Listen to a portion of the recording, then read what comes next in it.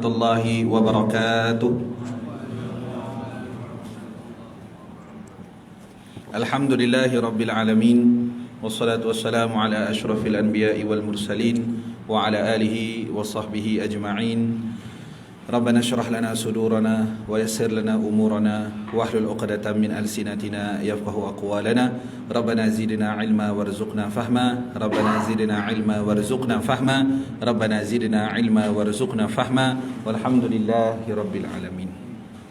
Yang dihormati pengurusi surau, pengurusi masjid, ahli jawatan kuasa, tuan imam, tuan bilal, tuan-tuan haji, puan-puan hajah, tuan-tuan guru, tuan-tuan, puan-puan, ibu ayah, anak-anak yang dirahmati Allah Subhanahu wa taala.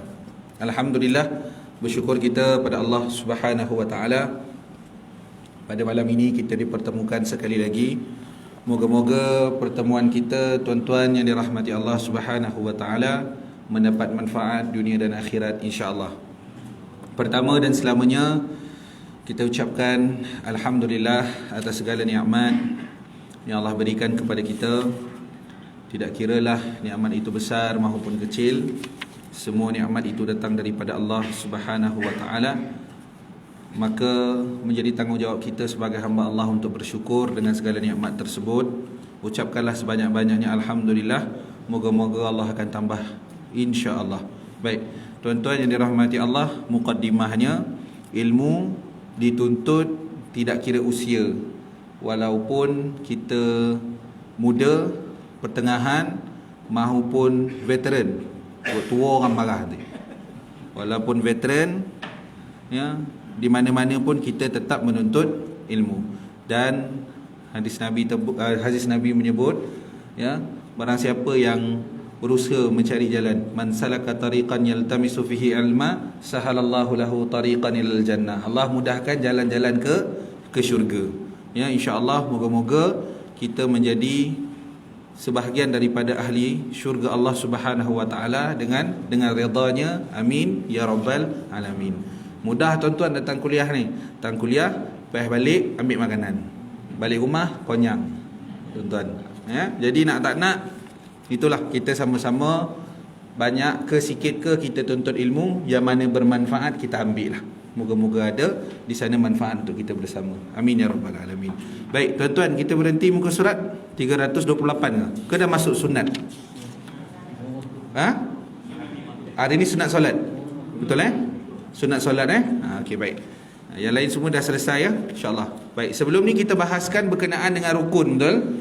Kita bahaskan tentang rukun, ya, bermula daripada niat sehinggalah pengakhirannya kepada salam dan tertib, ya. Tertib susunannya kena betul lah, ya, daripada kita berniat, kemudian tu berdiri tegak, baca Fatihah, kemudian tu rukuk, ya, iktidal, sujud, kemudian tu duduk antara dua sujud, tahiyat akhir, nanti selawat, ya. Ini semua rukun yang akhirnya selawat, tahiyat akhir, selawat, tertib, salam dan tertibnya, ya. Itu 13 rukun solat itu yang kita dah ulang kaji sama-sama, ya. Pengurusi sebut kita ulang kaji sama-sama sebenarnya tuan-tuan, ya. Kita ulang kaji, ya, moga-moga di sana ada manfaat. Malam ni kita masuk perbahasan berkenaan dengan sunat solat, ya, sunat solat. Ya, di dalam solat ni sebenarnya macam ni je. Saya bagi gambaran awal. Sunat solat ni bahas tentang apa? Tu, sunat abaat, sunat hayat. Tu bendanya. Ya, dalam solat yang mana sunat abaat, yang mana sunat hayat. Tu dibahaskan di dalam bab sunat solat. Baik. Pengertian 1.0, sunat ialah perbuatan yang dituntut melakukannya tanpa kemestian. Baik. Walau bagaimanapun, yang melakukannya diberi pahala dan yang meninggalkannya pula tidak berdosa.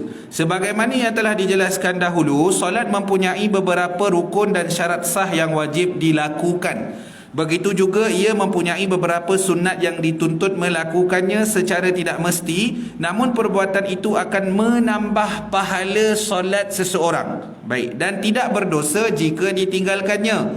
Ya, terdapat banyak perkara sunat dan ia dibahagikan kepada 3 kumpulan, iaitu sunat-sunat yang dilakukan sebelum solat, semasa solat dan juga selepas solat. Ya. sebelum, semasa dan juga selepas daripada solat dilaksanakan. Asas lagi mudah nak faham tuan-tuan, ya, kalau andai kata tuan-tuan tertinggal, solat sah ke tidak? Sah ke tidak solat? Kalau tuan-tuan tak buat benda-benda sunat ni, sah ke tidak solat? Sah sahaja.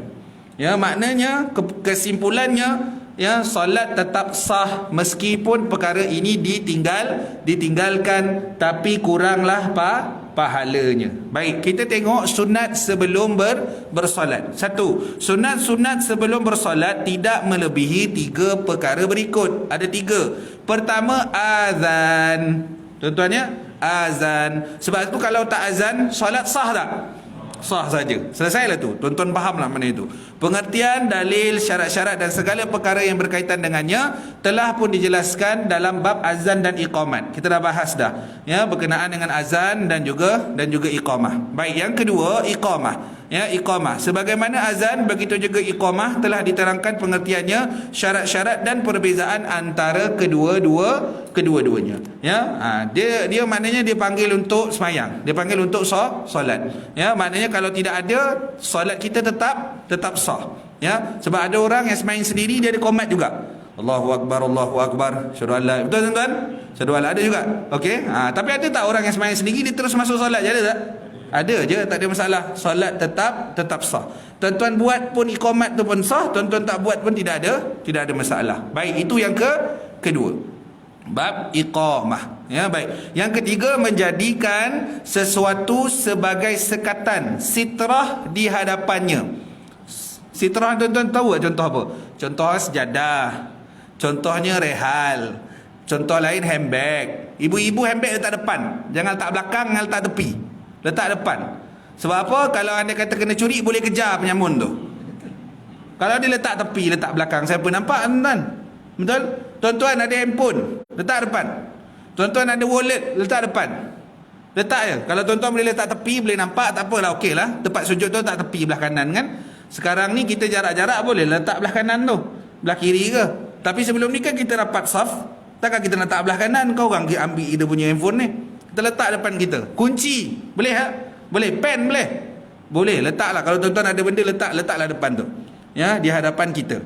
Ya, tujuan dia untuk menghalang laluan di hadapan kita itu. Baik. Sekatan adalah sebagai tanda pemisah di antara orang yang bersolat dengan orang yang lalu lalang di hadapannya. Jadi kalau tuan-tuan sudah letak sitrah ini, maka orang boleh lalu di hadapan tu. Ya, orang boleh lalu di hadapan tuan-tuan. Seperti dinding. Dinding ialah macam ni, dinding lah. Ya, ataupun tiang. Tiang, kalau contoh masjid tu terbuka, dia ada tiang-tiang saja, dia ada bumbung, tiang, dia tak ada dinding kiri kanan sebagainya. Pun boleh jadi tongkat. Boleh. Ya, ada tuan-tuan pakai tongkat atau menghamparkan sejadah. Itu pun sudah jadi sitar. Ya, sudah jadi sitrahnya. Ya, maknanya ada kata tuan-tuan hamparkan sejadah, orang boleh lalu di hadapan tak? Boleh. Lepas tu tak ada tuan-tuan. Kalau tuan-tuan lalu depan orang solat, ada orang yang lalu depan solat ni kan, dia tunduk, dia buat laluan macam ni, minta izin tu. Ada. Tak payah minta izin, dia lalu depan tu, laluan minta izin. Dia minta izin tu. Dia hulur tangan ke bawah tu, macam nak berzapin tu. Siap turun ke bawah ke. Ya, itu pun tak ada perbuatan tu. Ya, perbuatan tu disengaja-sengajakan pun tak ada juga tuan-tuan. Ya, tapi kalau nak lalu, kita mesti cadang, janganlah lalu betul-betul depan orang tengah semayang tu. Walaupun dia pasang sejadah tu, adab lah tuan-tuan. Adabnya. Walaupun tengah pasang sejadah, dia semayang, ya, pasang sejadah, tuan-tuan kalau boleh janganlah lalu. Ya, kalau nak lalu jauh sikit ke, boleh lah. Pusinglah jauh sikit sebab memang dah tak ada laluan yang lain. Kalau ada laluan yang lain, tuan-tuan elakkan daripada lalu di hadapan orang yang tengah solat. Ya, jangan lalu depan orang yang tengah solat ni. Sebab tu kalau tuan-tuan nak keluar daripada solat pun, itu juga caranya. Keluarlah dengan melalui di antara jemaah. Yang ni kita pernah syarah tuan-tuan kan, di antara jemaah tu. Jangan lalu depan dia. Ya, kecuali memang sudah tidak ada laluan lain, maka itu sahaja laluannya, maka tuan-tuan lalulah sahaja di hadapan tu dengan cara yang betul lah. Jangan berlengah-lengah pandang pula muka orang tengah semayang tu. Oh, kau rupanya. Jangan. Lalu saja terus jalan terus ke hadapan. Lagi satu, bagi orang yang solat pula, janganlah dia solat kat muka pintu. Dia ada tu tuan-tuan. Dia tak tahu dia nak terjun lepas tu keluar ke. ataupun dia nak buat apa kat muka pintu tu dia sembahyang. Jadi orang nak lalu lalang kat situ, orang nak keluar masuk kan susah. Ya, jadi ini kita lah. Dia panggil apa tuan-tuan sikap kita. Sikap kita mendepani masyarakat dan keadaan kita solat tu sendiri. Ya, janganlah kita duduk depan pintu kita semayang, tempat orang nak turun daripada tangga tu yang kita semayang. Kalau agak-agak orang dah beralih tu, kita beralih lah. Kita nak solat sunat contohnya kan, kita beralih lah, pergi dekat tempat yang susah orang nak lalu, pergi belah dinding, dapat ke sana orang tak dia kipas masjid besar tu, bawah kipas masjid tu dia semayang. Lepas tu orang nak lalu lalang depan tu, bila orang lalu lalang depan tu dia marah pula, jangan lalu depan orang semayang, sedangkan dia semayang kat situ. Ini kita boleh fikirlah sikap kita sebenarnya dalam mendepani situasi keadaan yang mana kita perlu elakkan daripada orang lalu di hadapan kita semasa solat. Baik. Jika tidak didapati apa-apa pun, buatlah tanda garisan sahaja. Ya, buatlah tanda garisan. Tapi insya-Allah lah di sini kita dah ada dah sejadah, ataupun kita bawa kunci, ataupun kita bawa handphone. Ya kan dulu ada masjid surau kecil, dia ada tempat letak gantung kunci kan tuan-tuan. Tempat letak kunci banyak-banyak letak kat situ. Lepas tu tertinggal, terlupa. Jam pun boleh juga tuan-tuan. Tanggal jam letak kat depan tu. Pun boleh. Duit siling tuan-tuan boleh letak depan tu. Ya? Boleh letak depan tu. Ada apa-apa yang tuan-tuan letakkan untuk jadi sitar. Tapi kalau tak buat, solat sah tak? Sah saja, tak ada kaitan pun dengan sah ataupun batalnya solat.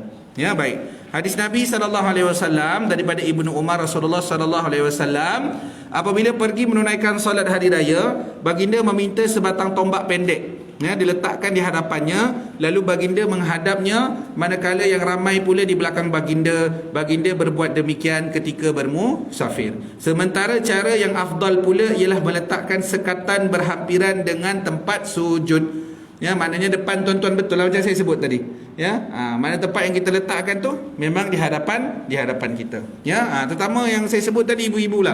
Ya, handbag tolong letak depan. Sekarang ni dia ramai pencopet ni tak tahu, dia masuk tiba-tiba dia ambil bag, selamba dia ambil bag orang. Ya, yang sebab biasanya ibu-ibu bawa handbag. Kita lelaki jarang. Biasa kita tak kunci satu, duit RM10 masuk kocek, dah. Lepas tu handphone kalau ada handphone. Tu je biasa kita.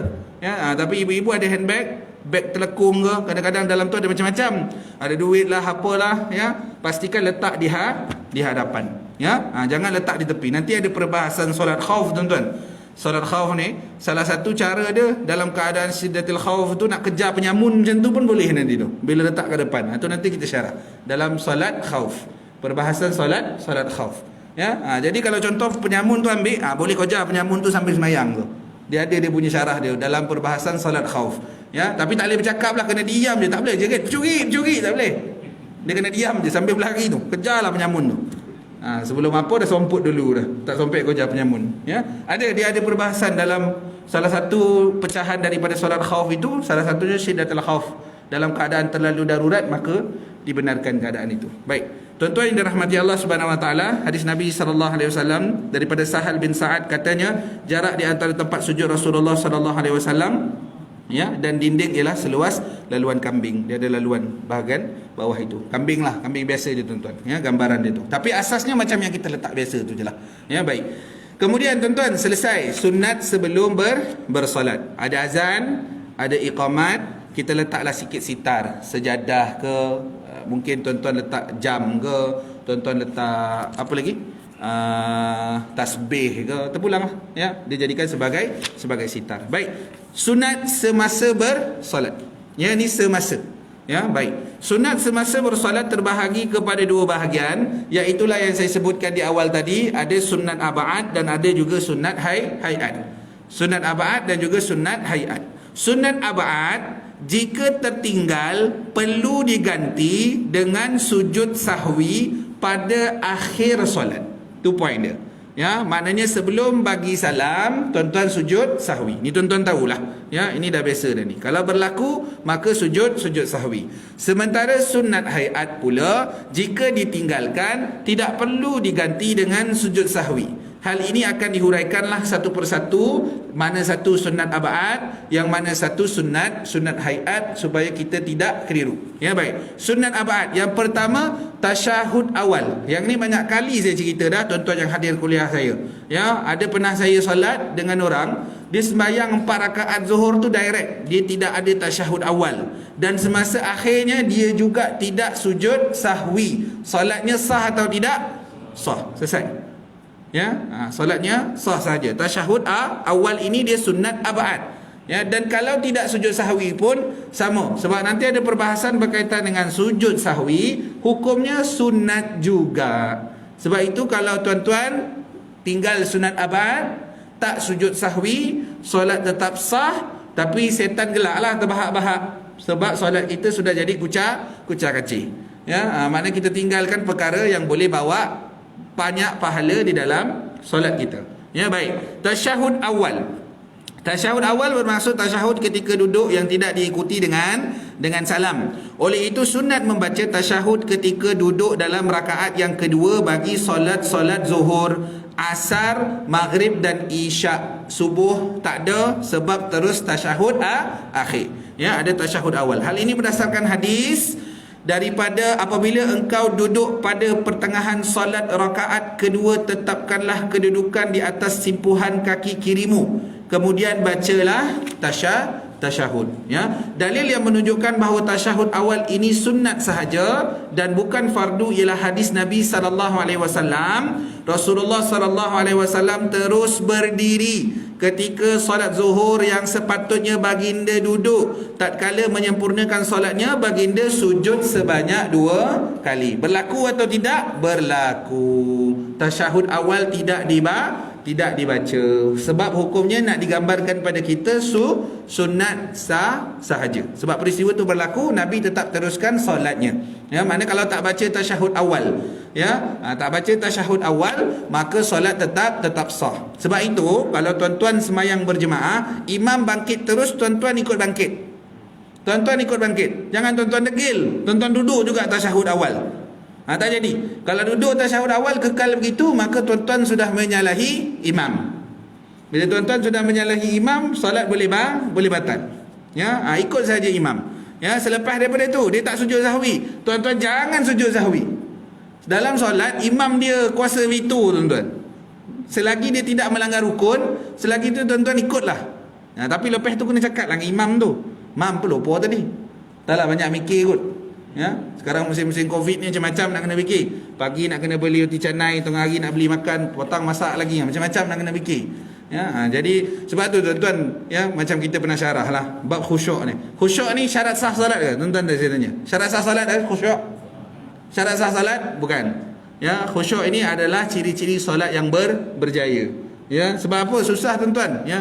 Kita nak dapat khusyuk sepanjang solat itu mungkin tak ramai. Ada orang 70%, ada orang 90%, ada orang 10% ya. Masa dia angkat takbir, Allahu Akbar, lepas tu kepala dia merayau lah ke mana-mana. Lepas tu habis dah salam, Assalamualaikum warahmatullahi, dia pun bagi salam. Tuan-tuan, benda ni pernah jadilah dalam hidup kita. Pernah je jadi sebenarnya. Ya, tak ada ustaz, saya memang 90% saya hadir dalam hati saya lah tu, subhanallah, ni orang hebat tuan-tuan. Ya, kalau ada ni subhanallah, memang orang hebat. Tapi kita biasalah tuan-tuan, kita manusia biasa. Ya, kadang-kadang buat silap ni, kadang 10% je kejap, lepas tu dah kepala dah ke sana. Kan kejap kan nak fikir ni, lepas tu sembahyang subuh kejap lagi nak pergi, kejap lagi nak pergi kerja, ataupun dah janji dah pencen, kejap lagi nak pergi pasar, nak beli ikan, nak beli ayam, masuk semua sekali dalam kepala tu. Ya, lepas tu sembahyang zuhur sekarang, makanan dah sedia pula depan mata. Masak lomak, cili api, ikan tenggiri. Dia pergi semayang, bang, pergi semayang dulu, balik kamu makan. Balik makan tu baru dia nak apa ni. Wah, dah terfikir dalam kepala. Wih, sedap tu. Imam ni boleh lambik pula dia baca depan ni. Panjang pula zikir dia. Subhanallah tuan-tuan. Ya, sebab itu dia kalau dia letak sebagai syarat sah solat, selamat. Maka ramailah kita batal tuan-tuan. Ya, dia ciri-ciri solat yang berjaya. Ya, baik. Tuan-tuan yang dirahmati Allah Subhanahu Wa Taala, jadi dalam bab tasyahud awal itu tadi, contoh imam terlupa, ya, imam bangkit dah terus pada rakaat yang ketiga. Tuan-tuan di belakang tak perlulah subhanallah. Ikut sahaja imam. Kalau tuan-tuan subhanallah sekalipun, imam tak boleh duduk. Imam tak boleh duduk. Kalau imam duduk semula, batal solat tuan-tuan. Ya, batal solat. Kenapa? Ketika dia sudah berada di dalam rukun, dia mendahulukan sunat tadi. Sebab apa? Berdiri tu rukun nak. Berdiri sudah rukun. Dia sudah tegak betul berdiri. Tiba-tiba dalam keadaan itu, tuan-tuan, subhanallah, dia duduk balik. Itu jadi batal. Kecuali pada rakaat yang terakhir itu lain. Saya dah sebut dah yang ni. Ini tasyahud awal. Tasyahud akhir lain. Tasyahud awal, ya. Tuan-tuan kalau dia bangkit, tuan-tuan kira dah cukup 3 maghrib tadi. Dah cukup 3. Tapi tiba-tiba dia bangkit. Maka bila dia bangkit, tuan-tuan kena subhanallah. Subhanallah. Lepas tu kalau imam terus juga berdiri. Ni kita dah syarahkan. Kalau dia imam terus juga berdiri, maka 2. Berkemungkinan imam memang ganti sebab dia ada silap pada rakaat sebelum-sebelum tu. Fatihah lupa baca ke apa ke. Tuan-tuan sudah selesai, tuan-tuan ikut duduk saja. Jangan ikut imam tadi. Sebab tuan-tuan dah yakin dah 3. Ni tak, dia kadang-kadang jadi tu tuan-tuan. Bila imam bangkit, ada separuh bangkit, separuh duduk. Ini tu bukti lah tu. Buktinya separuh tu datang kuliah, separuh tu lagi tak datang kuliah. Tu bukti dia. Dia cerita dia gitu je. Jadi jangan bangkit. Duduk terus sebab tuan-tuan dah yakin 3 rakaat. Dah yakin dah masa tu. Okey, yakin 3 rakaat. Imam subhanallah. Dia tak duduk imam. Sekali lagi mungkin tak dengar. Kuat sikit. Subhanallah, tak dengar. Tapi jangan ramai pula. Bagilah seorang 2 tu musyawarah lah tuan-tuan kan. Kalau ada masalah jadi subhanallah. Dia satu masjid subhanallah, tak dengar kat imam, dia berdiri. Maka tuan-tuan kekal begitu. Kekal sahaja dalam keadaan duduk. Ketika itu mungkin imam nak selesaikan apa yang tidak selesai kepada solatnya. Mungkin dia nak selesaikan apa yang tak selesai, rukun-rukun yang dia mungkin tertinggal. Ataupun selepas daripada tu, di imam dia mungkin dia tak perasan lah. Dia tak perasan, dia kata dia ingat sama macam tasyahud awal. Jadi dia kata mana boleh duduk, kalau duduk batal. Tak. Dalam keadaan kita sudah berada pada rukun yang mana selepas tu dah tak ada apa pun. Tak ada apa dah. Tak ada lagi nak bangkit untuk rakaat seterusnya. Maka ketika itu duduk sahaja terus walaupun sudah berdiri tegak. Alamak, memang imam tak confident. Jadi dia memang menantikan bantuan jemaah. Dia pun bangkit rakaat seterusnya. Tiba-tiba jemaah subhanallah, dia duduk terus. Sah saja solat. Tidak ada masalah. Yang itu betul cara dia. Dan bagi makmum, dia boleh memilih. Sama ada 2 keadaan. Satu, tunggu imam. Tunggu sajalah. Tunggu imam tu. Contoh dia berdiri juga. Imam tetap berdiri. Okey, tak apalah, tunggu. Ataupun tuan-tuan niat mufaraqah, selesai. Tuan-tuan niatkan mufaraqah, berpisah daripada imam, bagi salam, Assalamualaikum warahmatullahi, Assalamualaikum warahmatullahi, dan biarlah imam nak selesai macam mana pun, jemaah yang nak ikut, tuan-tuan yang tak nak ikut, maka tuan-tuan bagi salam. Niat mufaraqah, berpisah daripada imam. Itu tuan-tuan perbahasan berkenaan dengan tasyahud awal. Saya masukkan sekali, mungkin ada kekeliruan pada tasyahud akhir itu. Maknanya pada rakaat terakhir tiba-tiba dia tak duduk, tuan-tuan subhanallah, maka dia boleh terus duduk. Baik.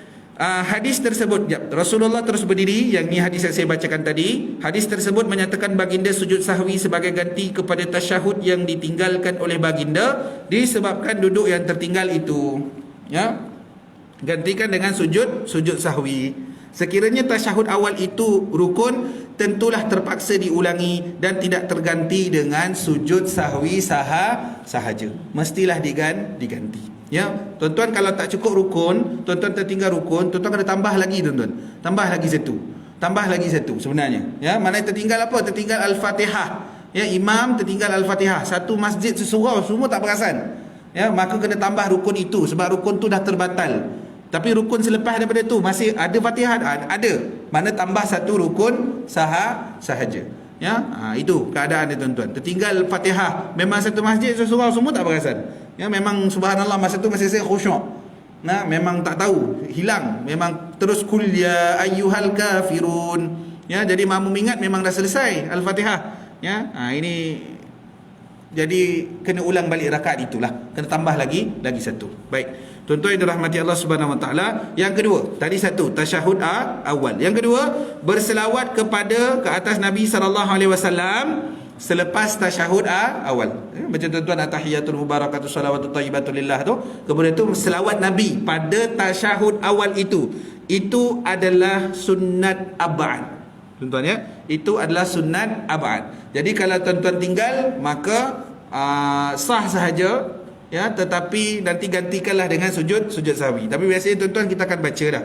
Ya, memang kita baca tahiyatul barakatuh salawatut thayyibatu lillah tu sampailah ke ujungnya kita memang baca selawat Nabi sallallahu alaihi wasallam. Baik. Yang ketiga, duduk itu sendiri. Duduk bagi tasyahud awal. Duduk. Duduk tuan-tuan ingat kita dah kongsi tawaruk dengan iftirash. Betul? Iftirash yang mana? Duduk antara dua sujud. Tawaruk yang mana? Tawaruk yang meletakkan punggung ke lantai. Duduk tahiyat akhir. Maka ketika tahiyat awal, tuan-tuan nak tawaruk ke iftirash? Iftirash ke tawaruk? Iftirash, tuan-tuan pilih iftirash kan? Tapi kalau dia tak pilih iftirash, dia tawaruk, solat dia sah ke tidak? Sah saja. Alhamdulillah. Maknanya tuan-tuan, kita fahamlah sebenarnya, ya, asas ilmu tu kita faham sebenarnya. Yang penting duduk. Apa juga keadaan yang menunjukkan dia duduk, maka dia duduk. Tetapi sesuai dengan sunnah, maka ketika duduk itu mereka memilih tahiyat awal dengan duduk iftirash. Kerana ada hadisnya. Ya, kerana ada hadisnya. Ya, duduk yang 2 rakaat iftirash, nanti semasa tahiyat akhir duduk dengan tawaruk. Ya, ada hadisnya tuan-tuan. Baik. Berselawat ke atas keluarga Nabi sallallahu alaihi wasallam selepas tasyahud akhir. Tuan-tuan ya, selepas tasyahud akhir. Ya, bila tuan-tuan Allahumma salli ala sayyidina Muhammad wa ala ali sayyidina Muhammad. Itu ali, itu keluarga.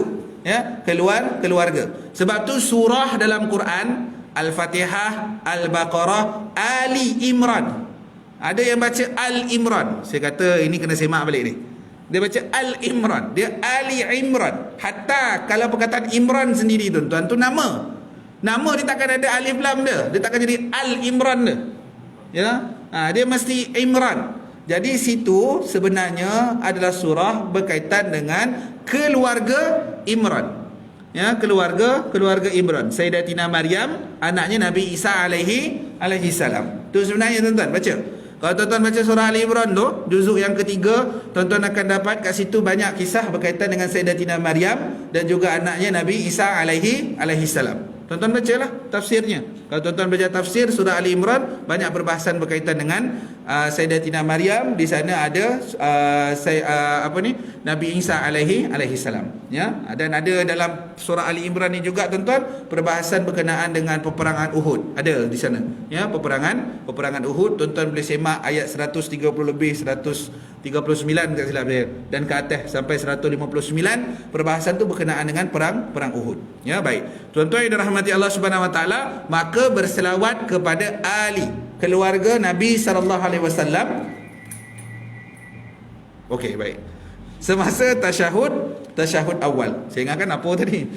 Tak maaf tuan-tuan. Semasa tasyahud akhir, tak maaf. Semasa tasyahud akhir, maka dia jadi sunnat abad. Kalau tuan-tuan tinggal Allahumma salli ala sayyidina Muhammad, berhenti di situ, solat sah tak semasa tahiyat akhir? Solat sah tak?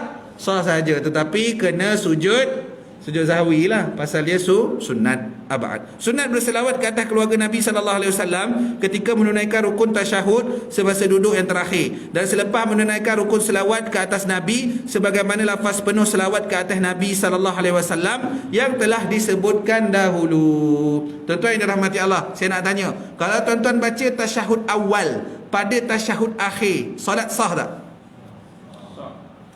Tasyahud awal baca pada tasyahud akhir, tuan-tuan tak tambah, itu saja. Ini saya dah syarah sebenarnya. Sah ke tidak? Sah. Cumanya itu yang kita sebut di sini, sebab tidak membaca doa selawat kepada keluarga Nabi sallallahu alaihi wasallam, maka kenalah sujud sahwi. Tapi kalau tak sujud sahwi, sah tak? Sah sahaja. Ya, dan selepas tu selawat Ibrahimiyah itu sunat juga tuan-tuan. Ya, baik. Kemudian yang kelima, membaca kunut. Ya, membaca kunut di sini adalah kunut subuh tuan-tuan ya. Kunut subuh dalam mazhab al-Imam Asy-Syafi'i. Membaca kunut adalah semasa i'tidal dalam rakaat yang kedua ketika bersolat subuh, dan dalam rakaat yang terakhir ketika bersolat witir pada separuh yang kedua bulan Ramadan. Ya, hukumnya tuan-tuan jadi sunnat abad. Begitu juga dalam rakaat yang akhir, pada mana-mana solat bagi kunut nazilah. Kunut nazilah dibaca. Tuan-tuan baca kan hari Jumaat hari tu? Kan? Tuan-tuan baca kan? Allahumma inna nas'aluka lutfa fi ma jarat bihil maqadir. Ya?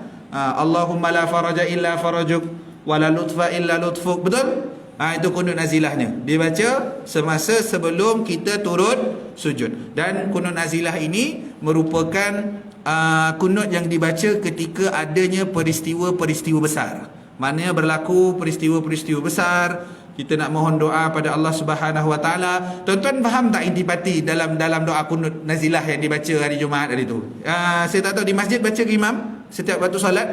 Ada baca setiap waktu solat. Ya, kalau ada baca, maknanya sebahagian tuan-tuan insya-Allah memang ingat tu. Allahumma inna nas'aluka lutfa fi ma jarat bihil maqadir. Tu maksud dia tuan-tuan. Ya Allah ya Tuhanku, ni kau lembutkanlah, bagilah kelembutan atas apa yang telah kau takdirkan kepada kami.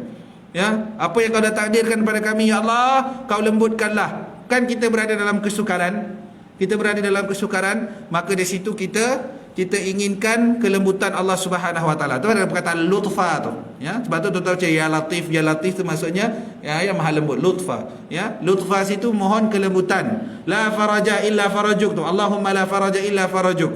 Ya, tidak adalah keluasan itu melainkan keluasan yang maha luas itu daripadamu ya Allah. Ya, itu wala lutfa illa lutfu. Tidak adalah kelembutan itu melainkan kelembutan itu adalah milikmu ya Allah. Ya, segala-galanya. Lepas tu kita doa tuan-tuan bawah tu. Ya, banyak doa Allahumma dfa biyadikal qawiyah dan sebagainya, ada doanya sehingga wasallallahu ala sayyidina Muhammad ya wa ala alihi washabihi wa baraka wasallam. Ya, itu yang kita baca semasa kunut nazilah. Subhanallah. Bila tuan-tuan faham, saya sebenarnya kebetulan mengajar di Teluk Pelanduk kan, kalimah bahasa Arab. Jadi kita kongsikan juga maksud tafsiran kepada doa ini. Dan saya memang ada sahabat saya seorang, dia rajin, dia tuliskan balik dekat doa tu, dia punya tafsirannya di bawahnya, dia tuliskan balik dan kita pun kongsikan dengan jemaah. Dan sebab apa? Bila kita faham yang kita baca di sana, insya-Allah kita lebih menghayati dan mengharapkan maknanya makbul di sisi Allah Subhanahu Wa Taala. Biasanya gitulah tuan-tuan. Ya, baik. Jadi kunut nazilah ataupun kunut subuh ini hukumnya adalah sunat abad.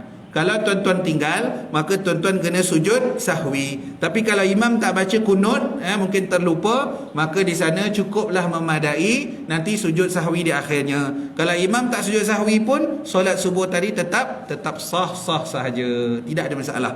Ya tuan-tuan, ya, tetap sah sahaja. Baik. Ada soalan tak tuan-tuan berkenaan dengan okey, tak apa, saya habiskan dulu hadis-hadis Nabi ni. Kemudian tu nanti kita akan masuk sunat hayat. Kemudian tu saya buka dulu soalan sebelum saya masuk kepada sunat hayat. Baik. Hadis Nabi SAW, muka surat 338. Daripada Anas katanya, Rasulullah SAW sentiasa membaca kunut ketika salat subuh hingga baginda meninggal dunia. Ada sandarannya. Sebab itu mazhab Syafi'i tuan-tuan, Al-Imam Syafi'i menyandarkan adanya kunut subuh. Ya, adanya kunut ketika subuh. Ni antara dalil dia. Hadis yang kedua daripada Anas, dia telah ditanya, adakah Nabi SAW membaca kunut ketika solat subuh? Dia menjawab ya. Lalu ditanya lagi, adakah baginda membacanya sebelum rukuk? Dia menjawab tidak berapa lama selepas daripada rukuk. Rukuk, bangkit dan baca kunut. Yang macam mana yang kita amalkan. Sunat kunut memadai dengan memuji Allah dan berdoa kepadanya dengan sebarang lafaz yang dikehendaki, seperti Allahumma ghfirli ya ghafur. Ya, ada yang beramal gini juga tuan-tuan ya. Allah, dia tak dapat hafal yang panjang tu.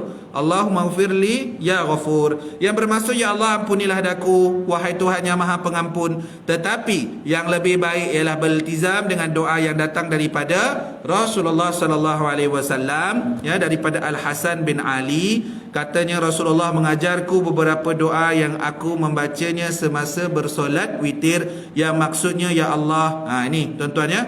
Allahumma hdini fi man hadait wa afini fi man afait. Ya, tuan-tuan baca doa kunut tu. Ada di dalam ni ada hadisnya. Bukan kita main baca-baca tuan-tuan ya. Ada hadisnya. Fi man afait wa tawallani fi man tawallait. Itu kalau baca sorang-sorang. Ya, Allahumma hdina, kalau tuan-tuan baca ramai-ramai. Tuan-tuan baca jadi imam, Allahumma hdina fiman hadait, wa afina fiman afait, wa tawallana fiman tawallait, wa barik lana fima a'tait, wa qina bi rahmatika syarra ma qadait. Fa innaka taqdi wa la yuqda 'alaik, fa innahu la yazullu man walait, wa la ya'izzu man adait. Tabarakta rabbana wa ta'ala, falakal hamdu 'ala ma qadait, wa nastaghfiruka wa natubu ilaik. Kemudian tuan-tuan, sallallahu alaihi wasallam Muhammad wa ala washabihi wa baraka wa sallam. Ya, itulah doa kunut yang kita baca. Ya, yang kita baca. Dan ada yang pernah tanya, ustaz, kenapa atas tu Allahumma hdina fiman hadait tu kuat? Imam baca kuat. Bawah tu dah senyap pula. Fa innaka taqdi wa la yuqda alaik, itu dah senyap. Kenapa diam? Kenapa? Sebab yang di atas tu adalah doa, yang di bawah itu adalah puji-pujian. Sebab tu yang atas tu doa, sama-sama kita aminkan, yang bawah tu puji-pujian, cukuplah kita yang membacanya. Boleh tuan-tuan? Ada yang tanya tu, kenapa separuh baca, kenapa separuh senyap? Dia ada kelompok-kelompok mempertikai macam tu. Maka kita jawab, yang atas tu adalah doa, yang bawahnya adalah puji-pujian. Fa innaka taqdi wa la yuqda alaik, fa innahu la yazulu man walait, wa la ya'izzu man adait. Itu. Sehingga wa nastaghfiruka wa natubu ilaik.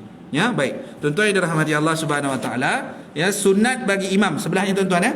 Ya, sunat bagi imam surat 340 membaca doa kunut tersebut dengan lafaz ramai jamak Allahumma hdina. Ya, kalau baca Allahumma hdini untuk seorang, dia Allahumma hdina. Ya, mana imam tidaklah zalim. Ya, berdoa tu bukanlah untuk dia sahaja, tetapi berdoa untuk ramai. Dan hatta kadang-kadang ada je orang, ustaz, saya tak pandai Allahumma hdina nak ganti-ganti, tapi saya baca je Allahumma hdini. Sah tak solat? Sah saja. Tuan-tuan jangan ajak bergaduh pula. Ada orang boleh bertikai imam dia bertikai, Rabbighfirli wali walidai. Imam terbaca, kadang-kadang terlupa. Bacalah Rabbighfirli wali walidai. Mungkin imam dia agak keliru sikit. Rabbighfirli, dia tak baca Rabbana ighfir lana. Tapi seorang imam, kenapa baca untuk doa seorang? Saya kata subhanallah. Buat apa serang imam? Kita kadang-kadang tuan-tuan, kita terlupa. Yang afdalnya, kita doa diri kita sendiri. Bukan kita mengharapkan orang doakan untuk kita. Kita doalah untuk diri kita sendiri. Di balik imam tadi tak baca Rabbana ighfir lana, apa kata tuan-tuan baca Rabbighfirli? Tuan-tuan bacalah juga sekali. Selesai masalah, tak jadi gaduh. Ya, kadang-kadang kita bergaduh pada benda-benda yang sangat kecil lah tuan-tuan. Ya, urusan tu kita boleh selesaikan je sebenarnya. Ya, tapi kita tak selesaikan dengan mudah. Kita nak juga ada pertengkaran. Subhanallah. Kita elak-elakkanlah ni tuan-tuan. Kita selesaikan. Yang mana hak orang kita bagi, yang mana bukan hak orang kita, yang mana bukan hak kita kita tinggalkan. Ya, yang kalau bab doa tadi, kalau dia tak baca tak apalah, kita bacalah selepas tu. Rabbighfirli wali walidayya. Ustaz, macam mana nak baca tak hafal? Allahu akbar. Tak perlu hafal pun, sebab tu dia marah kadang-kadang, sebab dia tak tahu. Ya, dia tak tahu nak baca doa tu, sebab tu dia minta orang baca tu. Baca yang Melayu sudah tuan-tuan. Ya Allah Tuhanku, ampunilah dosa-dosaku, dosa ibu bapaku, sejak aku daripada kecil lagi dah jaga aku, sehinggalah aku besar begini. Maka kau ampunkanlah dosaku, ampunkanlah dosa mereka, ampunkanlah dosa ahli keluarga kami. Subhanallah. Itu lebih mendalam tuan-tuan bila tuan-tuan doa itu dengan kefahaman diri sendiri. Ya, baik. Imam At-Tirmizi menyatakan bahawa hadis ini bertaraf hadis hasan. Dia juga berkata, kami tidak mengetahui daripada Nabi SAW tentang kunut ketika solat witir doa yang lebih baik daripadanya. Ya, dalam solat witir pun baca yang ini juga. Ya, tuan-tuan, baca yang sama juga. Sebab tu dikata tidak adalah yang lebih baik melainkan apa yang telah ada dalam hadis ini. Maka dibaca juga dalam witir itu juga sama juga tuan-tuan. Hadis Abi Dawud pula menyatakan bahawa Ubay bin Ka'ab menjadi imam mereka dalam bulan Ramadan dan dia membaca kunut sepanjang separuh yang akhir bulan Ramadan. Hadis seterusnya daripada Abu Hurairah, Nabi SAW apabila mengangkat kepalanya bangun daripada rukuk pada rakaat yang kedua solat subuh, baginda mengangkat kedua-dua belah tangannya lalu membaca doa ini, Allahumma hdini fiman hadait. Ada hadisnya. Berdasarkan beberapa hadis sahih tentang berselawat ke atas Nabi selepas doa dan zikir, para ulama menyatakan sunat ditambah dalam doa kunut. Maka doa kunut tu ada wasallallahu penutupnya, wasallallahu ala sayyidina Muhammad wa ala alihi wa baraka wa sallam turun. Ya, bagimu segala pujian atas apa-apa yang engkau tentukan. Kami memohon keampunanmu ya Allah, ya Tuhan kami, dan kepadamu kami bertaubat. Allah mengurniakan rahmat dan kesejahteraan kepada penghulu kami Nabi Muhammad yang ummi, yang dan kepada seluruh keluarga dan para sahabat. Tak, maaf tuan-tuan. Sunat mengangkat kedua-dua belah tangan ketika membaca kunut dengan menadah kedua-dua tapak tangan. Ni biasalah. Ya, maknanya angkat telapak tangan, ya, macam biasa doa sahaja. Ya, selepas tu turun. Ya, tuan-tuan turun sahaja. Yang ada yang tanya, Ustaz amin kon ke? Ataupun tak perlu, maka tidak disunatkan tuan-tuan mengaminkan. Cukup tuan-tuan doa, turun dah. Selesailah tu. Ya, solat tersebut. Baik. Itu sunat abad. Dia ada 5 perkara yang tuan-tuan kena ambil penting dan kena tahu bahawa hukumnya apabila tinggal yang ini kena sujud sahwi. Saya tak nak perpanjang perbahasan sunat ayat. Dah masuk waktu. Saya berhenti pada sunat abad. Ya, jadi kalau ada soalan tuan-tuan silakan. Fadal. Salam. Aha.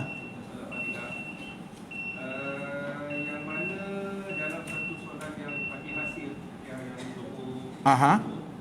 Imam tinggal satu ayat dalam Fatihah yang mana tidak ditegur oleh imam lain. Memang tak tegur, siapa semua tak tahu. Belum tak tahu, tapi dia pakai mic yang macam itu. So dia baca. Oh, makmum cuy-cuy dengar. Makmum cuy dengar tapi tak semua. Dahsyat makmum ni. Memang saya tahu sebenarnya sebab mic tu kuat sebenarnya. Faham. Jadi maknanya dia terdengar imam ni tertinggal Fatihah, tertinggal ayat dalam Fatihah. Jadi tapi tak ada orang pun tegur. Jadi dia dengan orang yang ikut dia, imam yang salah. Jadi status macam mana? Pasti ke tuan-tuan tinggal? Memang dia tu agak pasti. Tapi dia seorang tak ada apa pun dia. Tapi memang dia pasti. Apabila imam baca Bismillahirrahmanirrahim, imam tu masuk Malikiyah mungkin dia tertinggal sama dekat tengah. Kalau ikutkan tuan-tuan, bila rukun tu dah salah, imam dia kena apa ni? Dia kena ulang semula. Dan bila tuan-tuan tegur, bila tuan-tuan sebagai makmum, ya, tahu keadaan itu, kena bagi tahu pada imam lah. Ya, tapi dalam solat sir ni dia tak semua orang tuan-tuan, dan kita tak perlu paksa pun jemaah sebab jemaah lain tak tahu. Yang tahu tuan-tuan je. Ya. Yang imam tu pun dia tak perasan dia baca salah. Imam tu pun tak perasan dia ada salah. Yalah, jadi tuan-tuan, sebab kita bacaan kita dalam solat sir ni kita tak dengar, tapi kalau tuan-tuan boleh dengar, tapi tak apalah beginilah. Dia tak apa. Kalau tuan-tuan boleh mendengar bacaan imam itu tadi, nanti selepas daripada solat kita akan tuan-tuan minta tegurlah imam, tapi tak apa. Begini, nanti untuk masalah yang ini kita akan cari dia punya pendetilan sama ada makmum boleh menegur ataupun tidak dalam situasi yang hanya dia saja yang mendengar. InsyaAllah nanti kita carikanlah tuan-tuan detail. Dia belum tentu lah nak mufarakah ke apa. Saya tak jawab yang itu. Saya tak jawab yang itu. Nanti insyaAllah kita carikan, perjumpaan akan datang saya bagi dengan tuan-tuan. InsyaAllah tak ada masalah. Betul. Baik, ada soalan lain tuan-tuan? Haji. Saya pernah timbulkan seorang berurusan apabila dia berada dalam suci Di tanah suci je? memang tak baca. Memang dia tak baca pula. Jadi kita Rizal, pun saya kata kalau tak sempat, dia kata Muhammad Ali baca dia bikin Allahumma fil ya ghafur, Allahumma arhamni ya rahim. Itu dia. Itu tempat. Mana lagi saya ikut.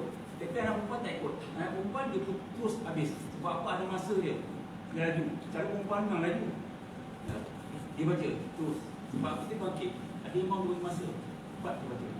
Ya tuan-tuan, dia kalau tuan-tuan ke sana, ya, maka kat sana mereka tak baca.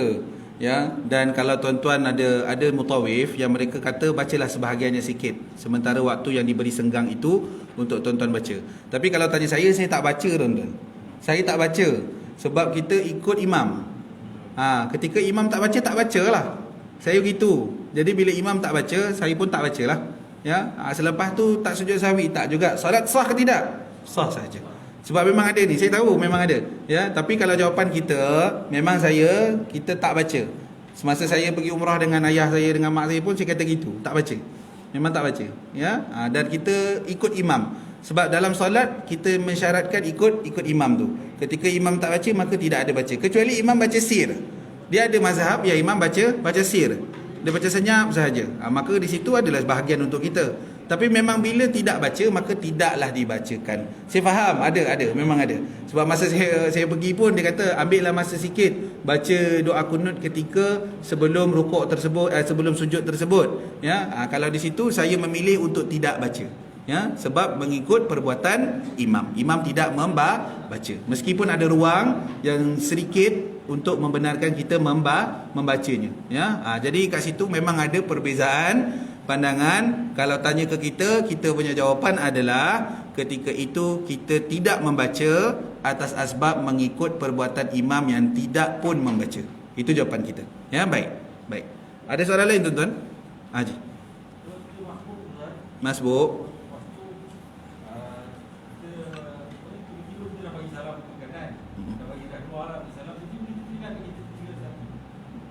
Dah bagi salam ke kanan, rupanya tertinggal satu. Bangkitlah balik. Bangkit je balik, angkat takbir, kemudian tu selesaikan satu rakaat tersebut. Ya, selesaikan saja satu rakaat itu, tidak perlu mengulang keseluruhan solat itu. Contoh tinggal satu lah, tuan-tuan tambah. Ya, tak payah ulang banyak. Kecuali kalau tuan-tuan sudah pergi makan dah, dia dah macam-macam patin masak lomak cili api semua dah, itu maka alamak memang tinggal tadi, maka solatlah semula. Ya, kalau senggang waktunya tidak terlalu lama, maka bangkit sahaja. Sebab tu ada kadang-kadang saya pernah ada student, dia masuk tuan-tuan lewat. Kita solat sebelah dia. Ya, kadang-kadang kata ustaz kodeng orang tengah sembahyang. Bukan. Kita memang nampak dia angkat takbir sebelah kita. Bila dia angkat takbir sebelah kita, imam sudah turun rukuk. Budak dia memang suka maraton sebelum sembahyang ni. Dia suka lambat. Dia lewat masuk, jadi dia akan yakin aku sempat kejar rukuk imam. Ya, jadi cerita dia sekarang ni, bila pelajar tu duduk sebelah, dia tak sempat rukuk dengan imam. Ya, kenapa? Dia bila angkat takbir, dia nak turun, imam dah naik. Bila imam dah naik, dia tak boleh selisih tuan-tuan. Ya, kita ikut imam tak boleh selisih. Kita ikut imam mesti sempat pada kadar tomak ninah rukuk bersama dengan imam. Ini saya dah pernah jarang tuan-tuan. Rukuk bersama dengan imam tu mesti cukup sama. Kadarnya subhanallah kan? Sekejap, sebentar lahzah tu. Ya, sebentar subhanallah. Ya, mesti sempat bersama dengan imam tu. Tapi dia tak boleh selisih. Ya, dia tak boleh selisih. Selisih macam mana? Tuan-tuan turun, imam bangkit. Tak jadi. Ya, ini tak boleh. Jadi bila pelajar tu di hujungnya, saya pun tepuk tu tak kuat sangat lah. Jangan risau, anak-anak orang saya tak pukul. Tepuk sikit, tambah lagi satu. Tapi ada je yang sebab tak ada ilmu, dia solat balik daripada awal balik bila kita tegur tu. Tapi sebenarnya cukuplah tambah saja rakaat tersebut. Boleh kita tegur. Kita pun boleh tegur jemaah yang lain, tak cukup ni je, tambah lagi satu. Jadi tak cukup, dogil sendiri. Tu ada tak tu? Salah juga. Kita nampak dah memang tak cukup. Saya yakin cukup. Tapi tuan-tuan, kalau tuan-tuan yakin, maka janganlah tuan-tuan terganggu dengan syak yang orang lain datangkan kepada tuan-tuan. Ya, tapi dalam situasi tadi anak murid pelajar, maka kita ajarlah mereka, kita tegur. Situasi tadi salah, solat dulu, lepas daripada ni baru Ustaz terangkan. Dia solat dulu, selesai dia solat, takkan nak syarah dulu, bagi dia selesai solat dulu. Yang tak cukup tadi satu tu, kau tidak menanggung ni tuan-tuan. Sebab budak 9 tahun ke atas, kebanyakannya memang sudah akil baligh. Jadi dia tanggung semayang dia sendiri, apa semua sendiri. Kalau tak selesai besok, kita menyaksikan keadaan tu, subhanallah, kita sama-sama lah masalah nanti. Kita tegur dia, semayang dulu, selepas tu baru kita ceritakan. Maka rakaat itu sebenarnya dia tidak dapat. Jadi kuranglah satu rakaat. Bila kurang satu rakaat, maka bangkit saja, tambah angkat takbir, selesaikan satu rakaat tersebut. Dia tak ada niat-niat tu, tak ada. Yang angkat saja Allahu Akbar dengan niat tadi nak tambah lagi satu. Ya, memang tambah lagi satu. Dia tak ada kena baca ustaz, kena baca usolli balik ke? Tak ada. Dia bukan tu. Angkat je takbir Allahu Akbar. Maka memang niat tadi tuan-tuan tu angkat tu untuk apa? Untuk tambah lagi satu yang kurang tadi. Maka selepas daripada tu, selesailah yang tertinggal tadi. Asas saja jarak masanya jangan terlalu lama. Ya, ini sebab tu tuan-tuan, ya, kalau tuan-tuan sudah yakin, alhamdulillah. Tapi tiba-tiba memang, tapi ingat yakin bukan syak. Tadi satu cukup ke tak? Itu masalah. Tuan-tuan selesaikan syak itu dalam solat lagi. Jangan di luar solat. Ya, kalau di luar solat ni tuan-tuan, kita sebenarnya syak datang di luar solat, tuan-tuan abaikan. Sebab tu mungkin kerja-kerja setan aja tu. Kau tak cukup tadi. Kau tak cukup ke? Boleh menyembang dengan setan tu. Jangan layan. di luar solat. Tiba-tiba tuan-tuan balik ke rumah ataupun tuan-tuan pergi ke lepas semayang, Assalamualaikum, tuan-tuan pergi tandas. Tuan-tuan tengok, alamak, dalam pakaian dalam, belah seluar dalam tu mungkin ada tanda sedikit. Jangan layan. Kenapa? Kadang-kadang alamak, tadi mesti semayang, keluar mungkin keluar cairan ke dan sebagainya. Jangan layan. Mungkin masa tuan-tuan berjalan tu dia keluar. Betul? Berjalan Nabi ke tandas tu dia keluar. Itu saja. Jangan layan. Kecuali memang tuan-tuan yakin dia keluar. Contohnya keluar angin daripada belakang. Memang keluar. Dan hatta kalau keluar najis daripada kemaluan pun, dia sudah meleleh. Tuan-tuan dah rasa dah. Itu yang membatalkan. Kalau setakat kan, ni macam ada rasa keluar. Rasa-rasa ni tuan-tuan abaikanlah. Letaklah tepi.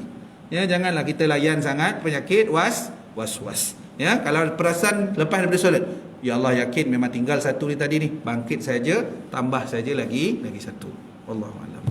Baik. Soalan lain tuan-tuan? Okey ji. Tadi Ustaz sebut Nabi Isa kan? Dua nak sambung dia.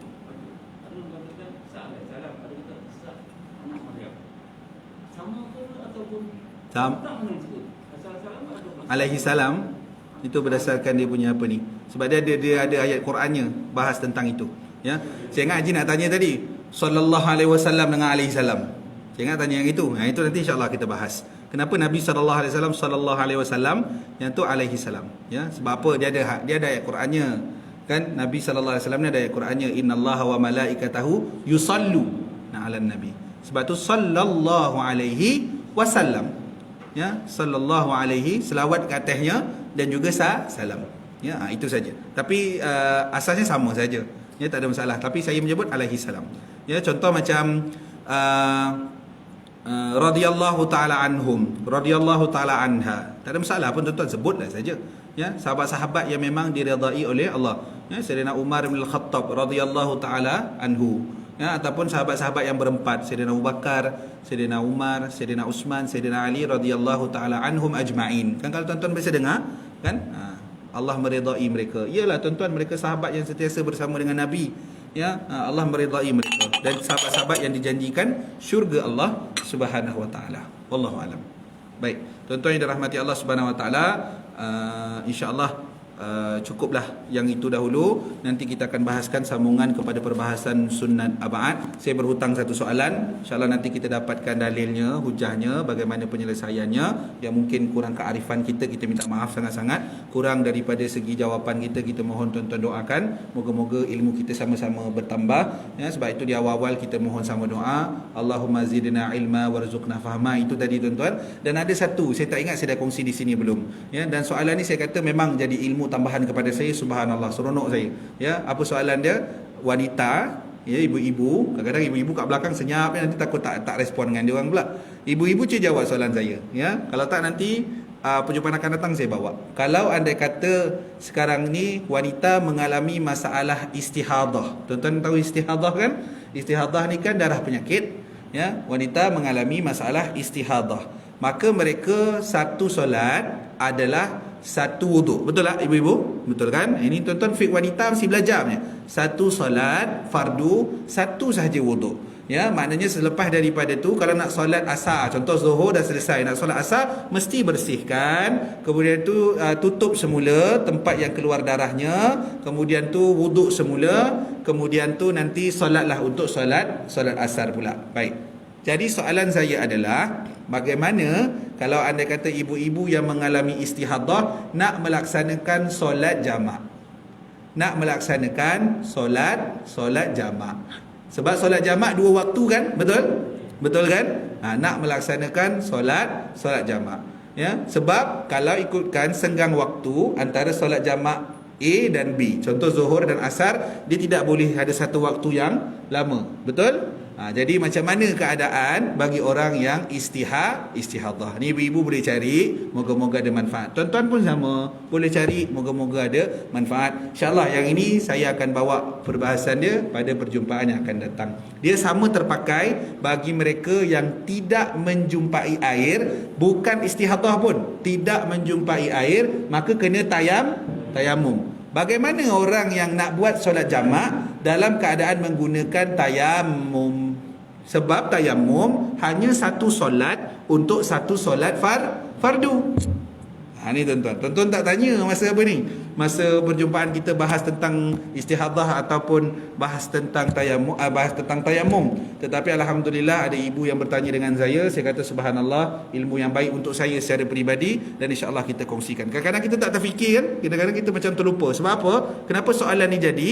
Sebab berlaku kalau contoh tuan-tuan pergi laksanakan haji. Ya, ibu-ibu yang pergi laksana haji kan akan ada solat jamak dekat Arafah, betul?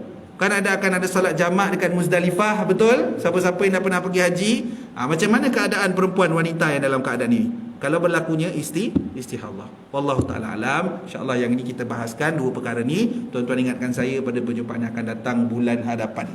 Ya, insya-Allah. Tuan-tuan yang dirahmati Allah, moga-moga apa yang kita kongsikan mendapat manfaat dunia dan akhirat dan memberi manfaat kepada orang yang berada di sekeliling kita, insya-Allah. Amin ya rabbal alamin.